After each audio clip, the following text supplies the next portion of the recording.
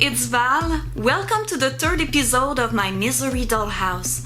Before starting, I want to remind you what we have done already.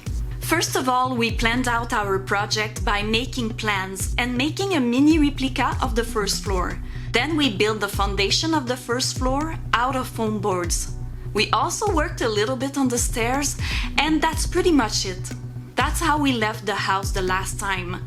So today I want to make the floors. In the movie, almost all the floorings are the same. Wooden floor in Paul's room, wooden floor in the hallway, same wooden floor in the living room and also in the dining room. The closet though has a different type of floor, but that screenshot is the best take I have of it. We don't see it well.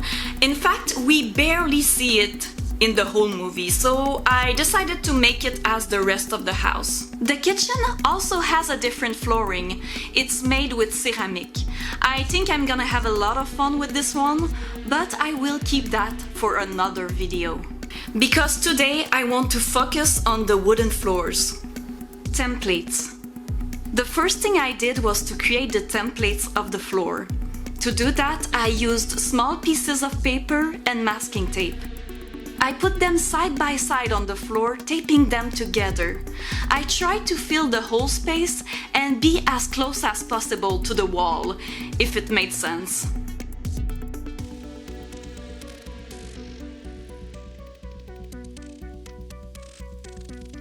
This is how it looks when it's done. It's literally an exact copy of the floor. I did the same thing for all the rooms and even the kitchen.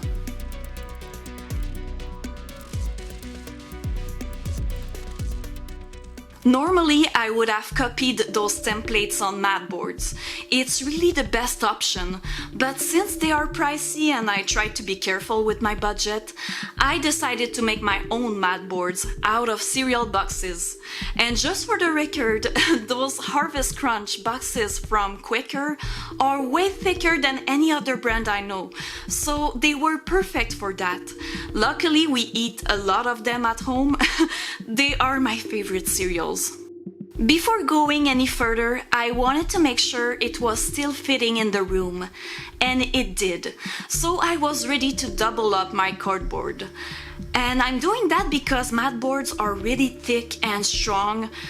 One cereal box is not enough to mimic that effect. If you have the money, of course, I strongly suggest you use mat boards. It's less work. As you can see, I'm sanding the box before gluing it to the other one. I'm doing that so it has more grip. And I'm using one of my favorite glues ever, Elmer's glue. Then I put something heavy on top and I let it dry. And ta-da! We have our piece ready to go. Off camera, I did the same thing for all the rooms. Wood effect. To have a wooden floor, we need wood planks. So that's what I'm working on right now. I'm taking off the waxy coat. Look at all that mess. Afterwards, I was ready to use my paper cutter. It's a long and boring process. But once again, if you have money, there's a better option. After seeing the first episode of this series, one of my YouTube friends, Dylan, wrote to me. He's a very talented crafter, and he told me that a Cricut machine would be very useful for this project. It would have cut all those planks for me. But I have a lot of stuff to buy to make this house, so for now, this fun machine is on my wish list. It was time to glue all those planks to my floors. I started by making a line in the center. For each room, I made sure to follow the direction of the woods in the movie. And I used this line as a reference to make my wood pattern. This is where things got a little bit wrong.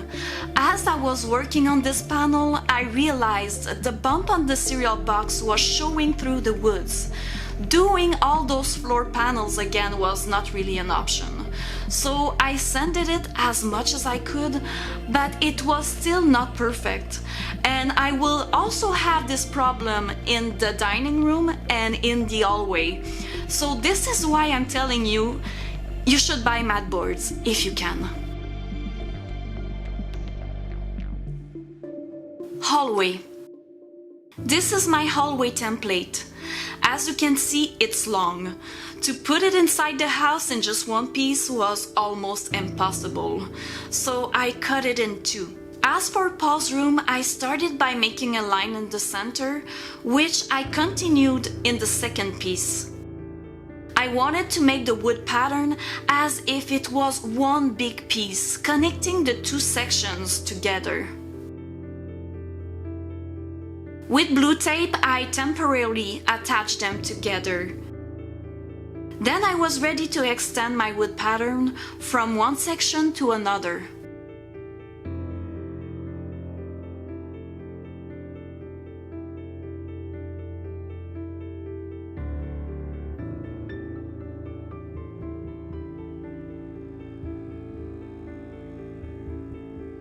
When the connection I made was good enough, I detached the two sections. Then I worked on each of them individually.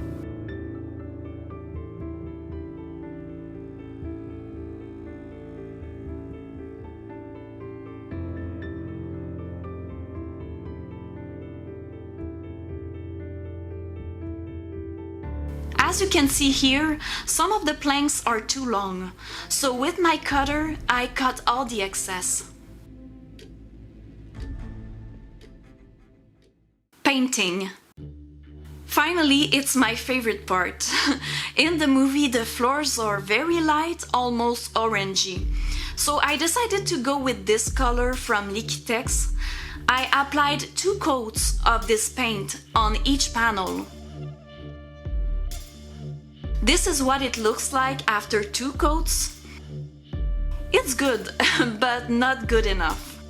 To create more contrast, I made a lighter shade by adding yellow and white. Then I applied this shade on a few random planks. This is what it looks like with a few lighter planks. It's good, but not good enough. To add more texture, I borrowed this from my kids. It's a brush I bought when they were still babies. It's a fun tool from Crayola, and I thought it would be perfect to achieve the effect I was going for. And indeed, it was efficient and fast.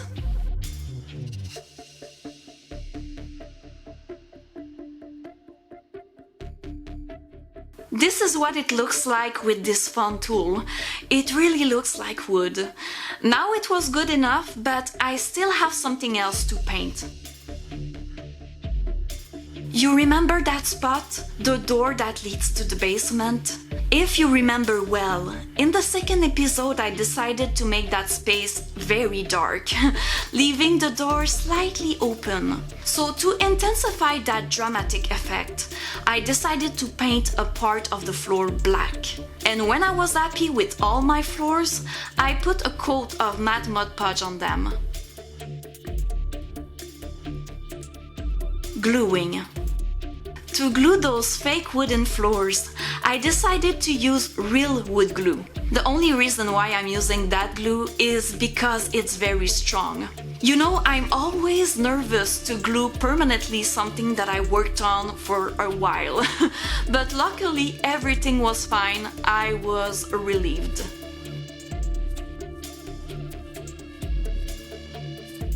When it was in place, I put heavy stuff on it and I let it sit. Even when all the floors were glued in, I still needed to do some touch-ups here and there.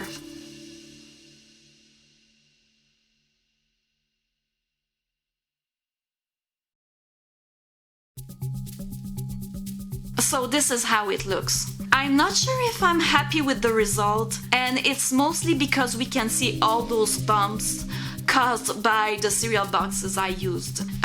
It's not horrible, but it's not the best either.